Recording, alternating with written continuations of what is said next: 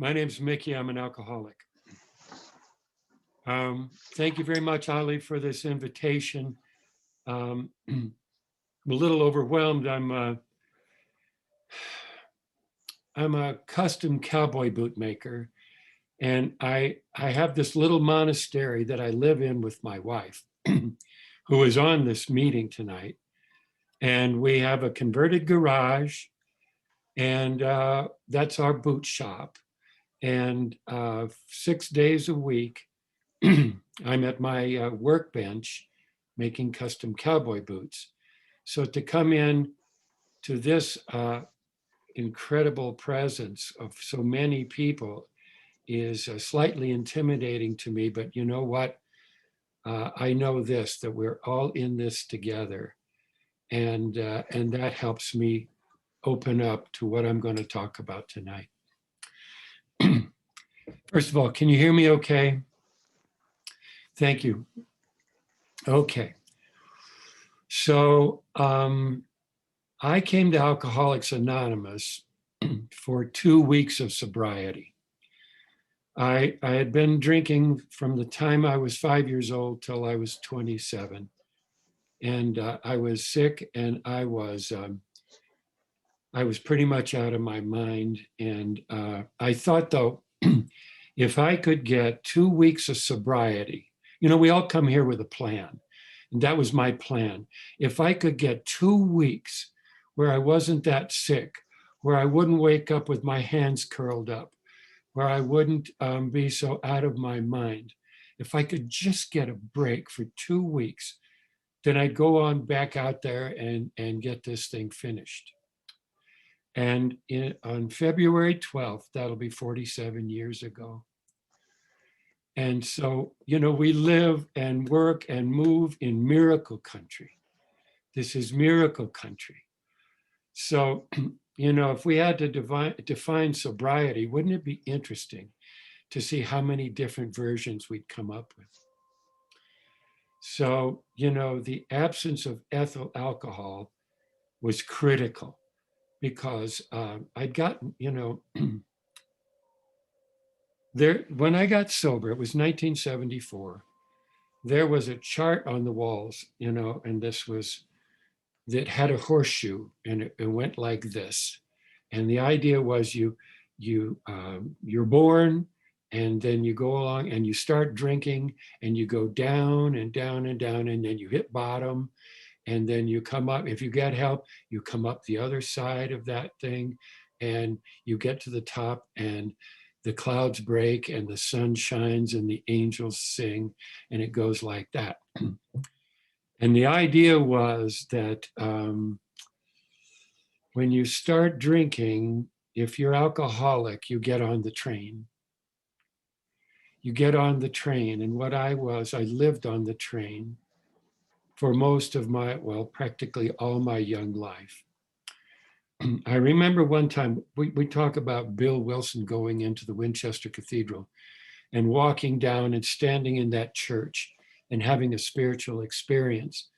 And when I was in the 8th grade, I've done most of my living in Denver. I grew up in Europe, but then I came here when I was 9. Anyway, so I went into this church in the afternoon when I was in the 8th grade. And I walked up and I stood in front of the altar, and I knew there was a God. I knew there was a God. Same experience that Bill had. But what I also knew was that train was waiting for me right outside that door. And when I walked out that door, I had to get on that train. And it took from the 8th grade till I was 27 years old before I could get off. And I got a break. I got this break that I'm pretty sure we all got, that God allowed me this moment.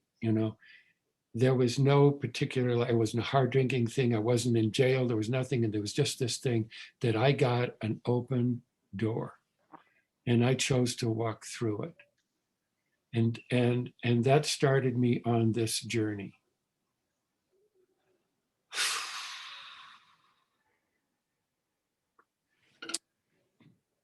I went to 1311 York Street in Denver. If any of you have ever heard of it, that was the mother house for so many of us who got washed up in there. And I stood at the bottom of the steps, and there were 2 levels of steps. It looked like Mount Everest to me. And I was going to climb those two flights of steps. And I was going to go in for my first meeting in Alcoholics Anonymous. And I knew, I said to myself almost out loud, when I go through that door, my life is never going to be the same. And it turns out it was true. Now, something happened when I reached, this was an 1890 Victorian, 3-story Victorian mansion. And it's still there today, and it's still being of service. But what I didn't know is when I reached down to touch that knob, that doorknob, to open that door, there was something else happening at the same time. I was opening the door to the world of the spirit. Now, I obviously did not know that at the time. But when I opened that door, I was now in, I had 2 universes. I had the one that I was going to go attend meetings in, and I had the one that was going to save my life. Not that the meetings didn't give me the tools. I'm just saying I entered that dimension. So I was in Alcoholics Anonymous for a while, 6 months, maybe, whatever. And I got, my whole time in Alcoholics Anonymous has been a sequence of surprises. So here's the big surprise, the initial surprise. For the initial surprise was that I was in AA.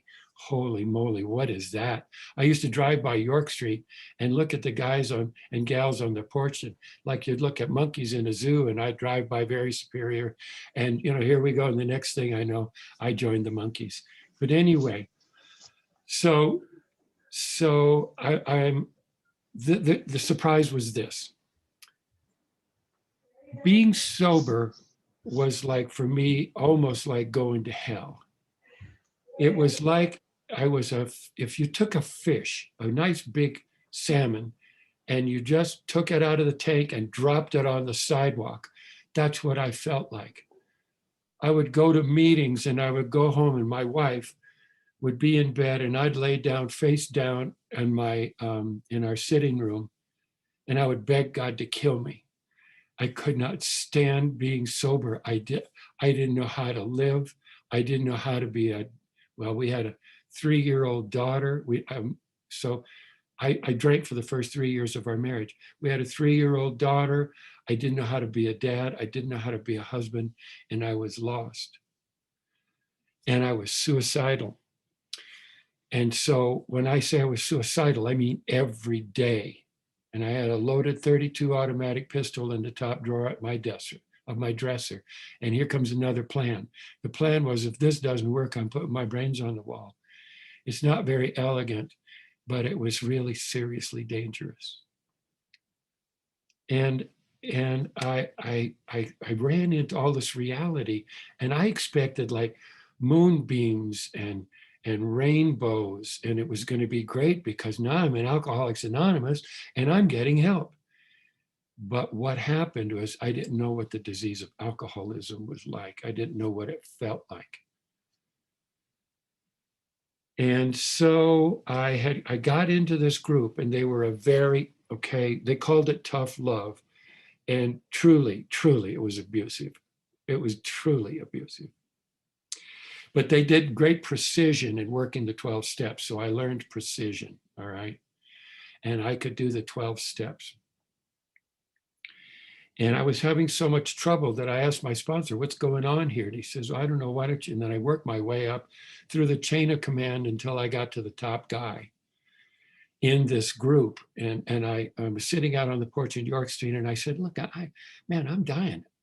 I'm really having trouble here. What anonymous do I go to? And he looked at me, and I told him how I felt. And he says, I don't know, man, maybe you're going to drink. So there, the jail door closed, and I didn't know what to do. Now, I have had this companion for over 50 years in my life. Remember the choice of topics that I have.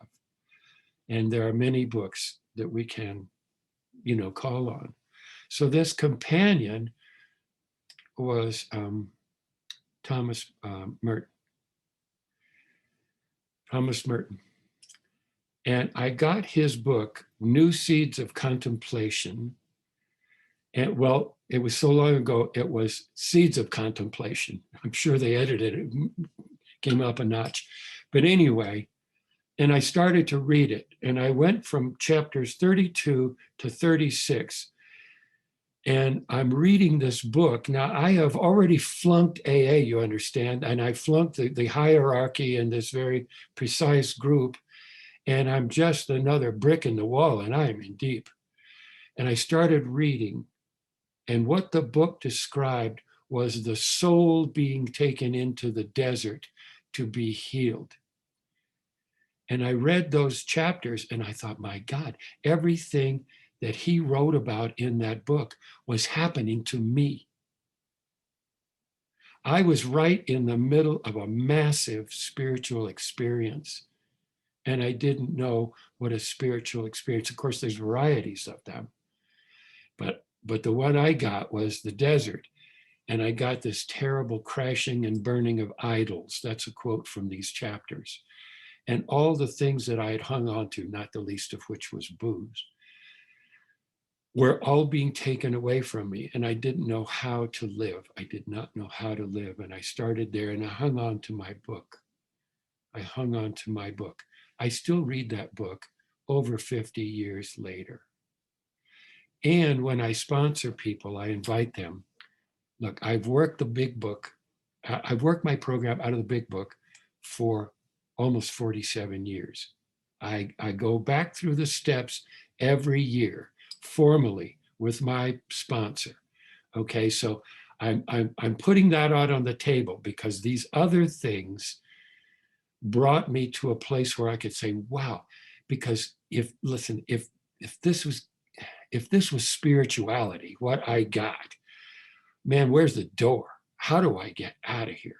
And it scared me, but it also reassured me. And so I held on to that book and I started to work my program.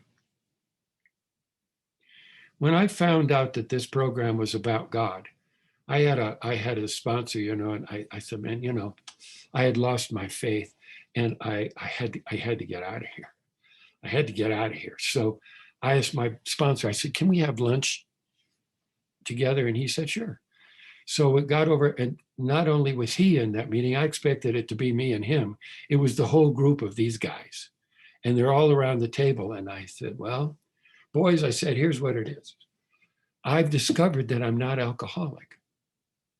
I mean, right? I really appreciate the fact that you've talked to me, but I'm not alcoholic. And the head guy again looks at me and he said, listen, there's a bar on the other side of the room. He said, why don't you come on over? I'll buy you a drink. And man, it was like my rear end was riveted to the chair. I said, I can't go over there. He said, why? I said, if I go over there, I'll die. And he said, and you're not alcoholic. And then I was left with option A, which is the only option offered me. And I began to walk this road. Now, my self-esteem was so low. Don Pritz arranged for me to go over on the other side of Colorado and do a talk. I mean, I'm brand new. And so the time came for me to go do the talk. And I'm sitting in my apartment. And Don calls me and he says, where are you? I said, I'm at home. He says, you're supposed to be over there, in Grand Junction at this pig roast, which is what it was. And I said, man, they can get anybody. I just didn't matter. I just did not matter.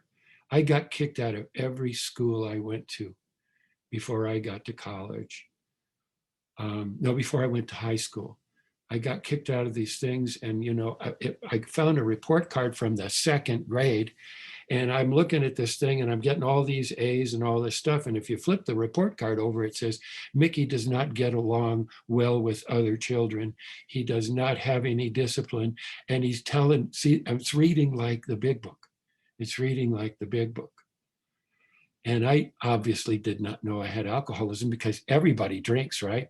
I mean, my father was all military. My whole family was military except me. And I was Mr. Wrong Way Hannigan. And so anyway, I couldn't stay in school. I remember going and skipping school. I sat in a tree for 10 days. I didn't have any place to go. I just couldn't sit in that school. I just couldn't do it. I just couldn't do it. I'm trying to tell you where I started and what this journey has been, not because this is like the worst journey, and I know how competitive human beings are. You know, it's like I spilt more on my tie than you ever drank, kid, and all of that stuff. It's not like this. It is impossible for what I'm going to tell you about what happened in my life. It's impossible. You cannot get from there to here.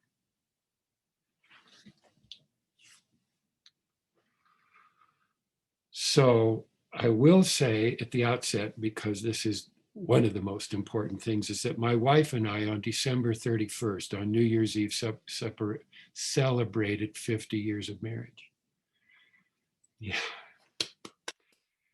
50 years of marriage. We were married on New Year's Eve. I picked the date because I didn't want to forget our anniversary. If you can forget New Year's Eve, man, you are really down. And so anyway, um, and we have 3 kids, and our oldest is a girl, and it's our daughter, Amy, and she has 8 children, and she's an alcoholic, and she's 21 years sober, and she's 49 years old, and she just gave birth to a little baby who is now 6 weeks old. That's her 8th child. And I used to sponsor this group of young men at one point, you know, in my time in AA, and we would discuss dating and the care and feeding of a woman and whatever, and all the rest of this, you know. And I would ask them, I'd say, I wonder where the woman God has for you is tonight. I wonder what she's doing tonight. Well, unbeknownst to me, she was upstairs because this guy had fallen in love with my daughter, and they got married, and they just have done fine. I sponsored him, and I didn't find out about this attachment to my daughter until I'd heard his 5th step, and he's really a good man. He is a good guy. Anyway, I didn't sponsor him after that. It's very difficult for me to talk about 47 years of sobriety and make any sense out of this. So please, if I'm putting you to sleep, just feel free to go black. Anyway, so what happens is I just moved along in this deal. And at one point, I might as well get into this. At one point, there had been a lot of us that had traveled around the country in the circuit. And we'd go to these small conferences. And at the small conference, you could rub elbows with people and really kind of get to know them, you know. And the only thing we really had in Colorado was our state convention, which was 1,500 people. You know what I mean? And so we wanted to have a conference that we could just make a little more intimate. So Maria and I put in $250, and Don Pritz put in $250. And we said, we'll get a venue in the mountains. We'll have it in the mountains because we have these beautiful Rocky Mountains. And we'll have it in the mountains. And then because Don knew everybody and had been everywhere, you get the people. You get the men and women who are going to put this thing on, and we'll find the venue. And we started Fellowship of the Spirit. Now, there were debates as to what it was going to be. We didn't call it that, incidentally. The first conference was called the Breckenridge Conference out of Breckenridge, Colorado.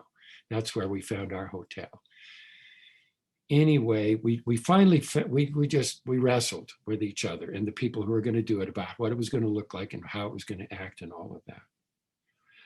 And I thought that this was going to be for Colorado with my big view of things. And because Don was involved, the first year we had people from 25 states show up at the Fellowship of the Spirit conference, at the Breckenridge conference. And you know, so what happens is God is tricky. Can we agree? God is very tricky. So we think we're going to go, well, the poet Rumi said, I throw a stick right and it lands left. So I dig a hole to catch a person and I fall in it myself. Who does these things? Anyway, so I threw my stick right and God landed it left and we started this adventure. Now, because we had these people, I took a break during the conference and I went out to just get some free air and to look at the mountains. And I looked down and there was a man standing down there and the tears were just slowly falling down his cheeks. And I said, "Are you okay?" And he said, "Yeah, I am." I said, "Do you mind if I ask you why you're crying?" He said, "There are 4 of us around our big book in Muscatine, Iowa." And he said, "I'm crying because I've never seen so many people work the program out of the big book." And there was this hallelujah chorus that went up and we're going like, wait a minute, what's going on here? Now, we had people come from Taos and Santa Fe, and they would do, like for dinner, they would do enchiladas, and then we had the people from Louisiana, and they do the shrimp etouffee, and we'd have these. We just go from room to room, you know what I'm saying? And we would have our meal, and we started the Fellowship of the Spirit, and that's what we picked up for our moniker, because the people in Breckenridge wanted more rich people who drank to be in their hotels. So we had to kind of wander around and find venues. So the conference started there. Now, what's interesting about it, I know I'm talking a lot about this, and I'll get back to the 11th step. As a matter of fact, I'll do it right now. We'll come back to it. So for me to stay sober,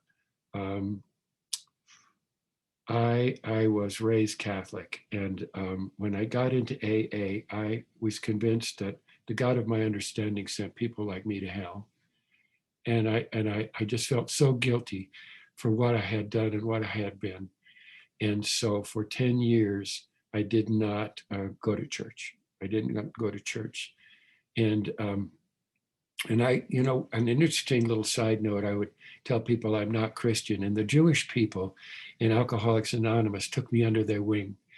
They were so kind to me. And I really loved being with them. But in any event, I started out now, and they said, "Mickey, you can have any God you want." And I said, "I want a God that understands the connection between things."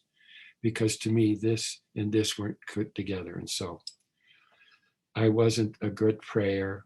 I just worked my program, and I worked my way up. And I eventually did return to my faith. And so what Maria and I do every morning is we sit and we meditate together for 15 minutes. The first fruits of our day. We give the first fruits of our day back to the God who gave us the day. And so we sit for 15 minutes in silence. And then the book says, we can refer to literature, if we have a faith, that we would have those practices. So what Maria and I do is we pray the Liturgy of the Hours. It's what the priests and the nuns and the monks pray in the monasteries and in their lives. And the Liturgy of the Hours has 3 psalms. We sing those psalms. Maria and I sing the psalms together. And then we pray the prayers. And then we pray for you. And we pray for the people we know who are having problems. And our day never starts without that. Now I want to flip back to meditation. I had this notion, I had this idea that meditation was, you're going to smell roses, or you're going to levitate or something. I wanted to get drunk on it, is bottom line, is where we are, and that wasn't being offered. And so I gave up meditation. I tried walking meditation. I tried this meditation, whatever meditation, and I just gave it all up, period. So I didn't meditate for 30 years. And then I got a sponsor who did meditate. And you guys may know Gary B. So Gary was a guy that I had sponsor me for a while, and I had another guy sponsor me, and what they had was this sweetness in their spirit. They had this thing that was just so mild and sweet, and I wanted it, and I didn't know what was going on with this. And so I had this other sponsor, and you have to forgive me because I'm coming up on 74 and names and everything kind of go away.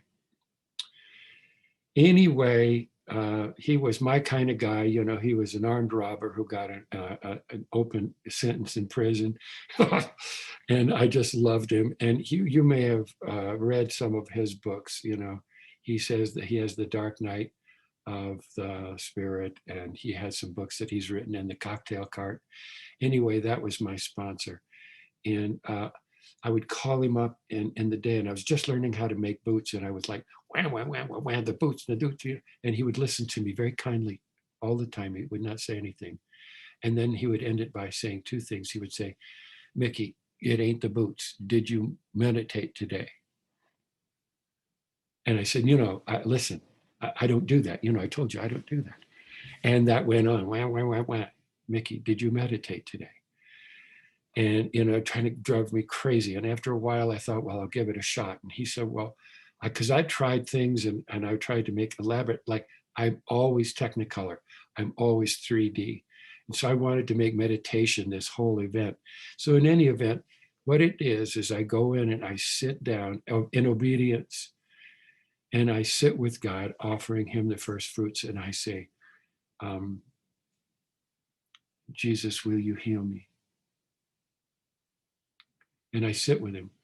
Now, Marie, when she sits, especially when we started, she said she would go to a place where she wasn't a woman anymore. She was a person and had all this going on. And I'm in there with monkey mind, and I'm looking about, hey, I got to fix that, crack in the window, and my car's not starting right. And I get 15 minutes of that, 15 minutes of that. So I'm going to do a reverse thing on you. But anyway, but I'm being obedient. They say we're supposed to meditate, so I'm meditating. And then I had a day where I didn't meditate.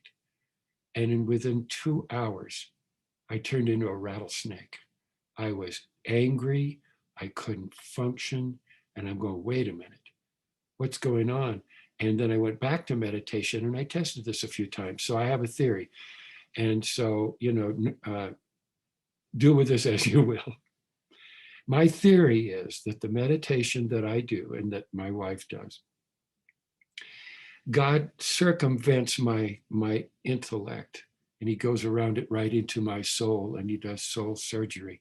And in fact, he does heal me, and he works on me, and he draws me closer to him. This is the world of the spirit. This is the world, and God is in that world of the spirit, and I have commerce with him. So, so that's one of our practices, is the meditation, and then we pray. I also had a period in my time when I painted Orthodox icons, and so we have an icon up, and we just reverence it. That's all I'm saying. Now,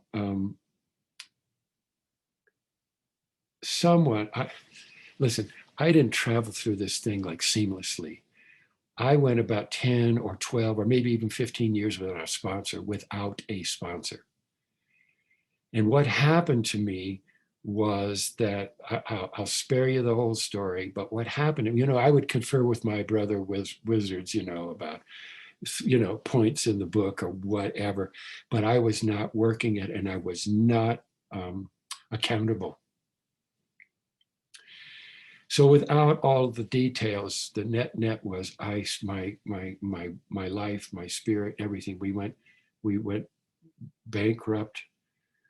Everything stopped working, and my life got narrower and narrower and narrower, and options started to disappear, and I ended up on the floor. with a knife at my wrist for 4 hours.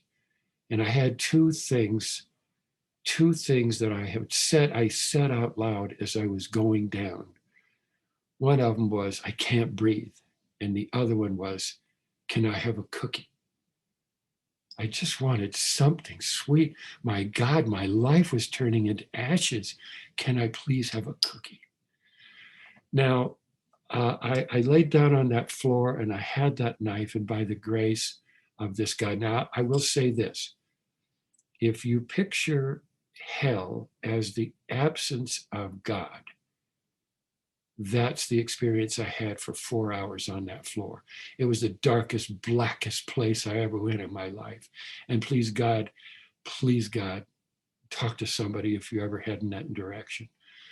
So I couldn't do it. And I fell asleep. And Marie did not know my wife did not know where I was.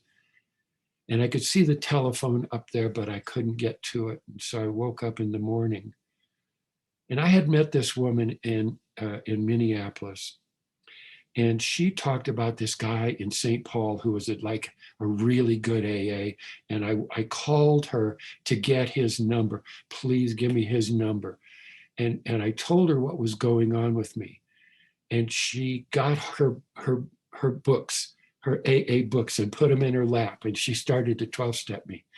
And the longer she talked with me, the more I thought, God, she has everything I want. And I asked her to be my sponsor, but there's the boys and girls and all that. And she said no. And so she kept talking. And I asked her again, I said, please, will you sponsor me? She says, I tell you what, I'll sponsor you until you can find a male sponsor. And she worked with me for 4 years. And her name was Cookie. Straight up. I asked God for a cookie, and he gave me one.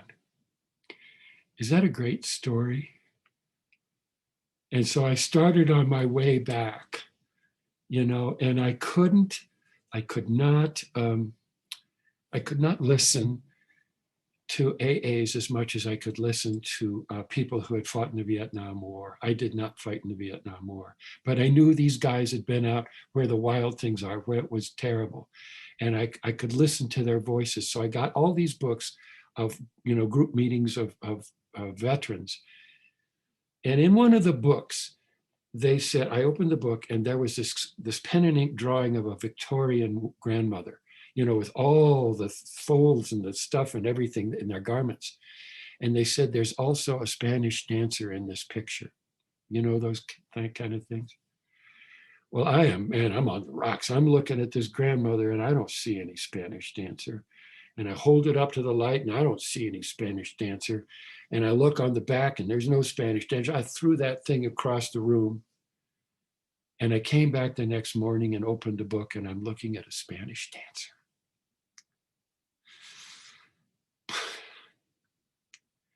The book was written for people who are suicidal, to tap them on the shoulder and say, listen, there's always an option. There's always an option. And again, I would say, if you're backed against the wall, there is a Spanish dancer. And so I came out of this thing and I started to work again. And we've never really, we had money for a while. But we've never really had money after that. But God has provided for us for all these years. We've never missed a payment. We always have food. You know what I mean? And so we've been taken care of beautifully by this God. And I want to bring in someone else. Her name is Caroline Myss, M-Y-S-S. So during the time when I was on my way, because it took a long time for me to really get down to that knife, I was with some friends in Taos and they were listening to me and they're going, man, you really need help. And they gave me this talk that she gave in Boulder. It's never been written into a book. Caroline, M-Y-S-S. It's called Spiritual Madness. The talk she gave was Spiritual Madness. And I listened to that talk and she describes the topography of the world of the spirit. And when I listened to that, I took 35 pages of notes from this talk. And she started me off. Um, she started me off on a world of belief that was not in my faith, but it just rang so true in my soul. So if I sponsor somebody, eventually we'll get down to this. There's three things that I would like you to do. We're going to work out of the big book. I'm reassuring people, don't throw a knife at me. I break easily. I'd like you to watch The Matrix, the movie The Matrix. Why would you want to watch the movie The Matrix? The Matrix. I'll give you a quote out of The Matrix, you know. This guy's laying on this gurney, he's having these experiences and so on and so on. He says, my eyes hurt, my eyes. And the boss man in this whole thing says, maybe that's because you've never used them. This movie is a guide to transformation. Now, it's got enough science fiction to please anybody who's in that vein, but this movie is loaded. My son was on one of our two sons was on his way to a PhD in philosophy. And for his freshman class, he gave them The Matrix to watch, but it was for philosophy. For me, it's about theology. And it really will break down a hardened heart. If you can listen to this, it will make us open our hearts once again to God and working our program. Okay, so there's two of them. What's my third one? Did I already say it? Thomas Merton. Thomas Merton. So what happens is we work our program and we are called into the fourth dimension. Okay? Now, what in the heck does that mean, fourth dimension? I'll give you an example. Because of Don got all these invitations to speak. And now he had been at 2 federal penitentiaries. He was a marvelous, wonderful man, very spiritual. But he would get all these invitations to speak and he'd just pawn them off on other people. And he gave Marie and I one to go onto the Pine Ridge Reservation and do a 12-step weekend. And so we went on to the Pine Ridge Reservation. And we did this thing and it was unbelievable. It was those Native Americans just tore my heart up. I loved them. And then we're going back. We flew into Rapid City, South Dakota and drove 2 hours out to the Pine Ridge. Then we went back. And by the time we got back to Rapid City, it was snowing sideways. And in South Dakota, I mean, forget it. That's bad news. So we stayed in a hotel that night. And I'm afraid of flying, okay? I don't like to be in airplanes. I think it has something to do with loss of control. But anyway, so we get out to the flight line, man, and I'm telling you, it is like, it was snowing so hard that first day we couldn't go, but they've cleared it off a bit. We're in a 50-mile-an-hour crosswind. On the ground, we're in mild turbulence, and I'm terrified. So just hold on to your seat. So the Blessed Mother of God, Mary, started to talk to me. And she said, Mickey, I'm going to fly with you. And I'm going to tell you when it's time to hold my hand. And I will tell you everything that's going to happen in this flight. And I will see you home. And she's never stopped. I get in and I go to my mother and I sit with her and I fly in the airplane. Now, when it gets rough in the air, what I do is I start praying Hail Marys for everybody else on that airplane because I know what it's like to be really scared in an airplane. So I'm praying the Hail Marys over and over and over, coming back from wherever I was coming back to Denver. And all of a sudden, I was walking down this road, and I was walking down this road in heaven to see the Blessed Mother and be with her. Now, I'm telling you, I'm in that airplane, but I am in the fourth dimension in that airplane. And there's this admonition, we should be in the world, but not of it. Well, I guarantee you, the longer we work for this, the more we have the intention to really be with God and let go to him.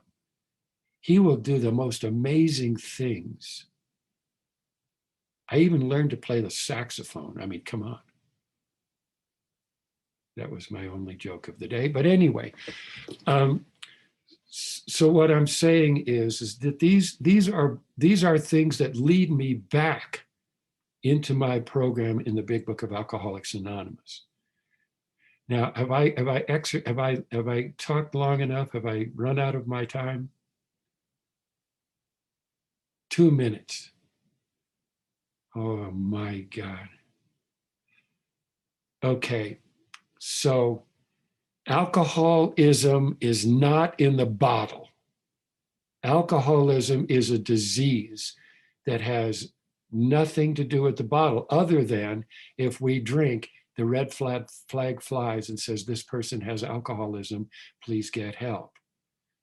So working on this is what I do. And I told my sponsor, George, I said, if God lets me live, I will never stop talking about the second half of the first step as long as I live, because that's where it hurts. That's where it hurts in my soul. Thank you so much for this invitation. I love you.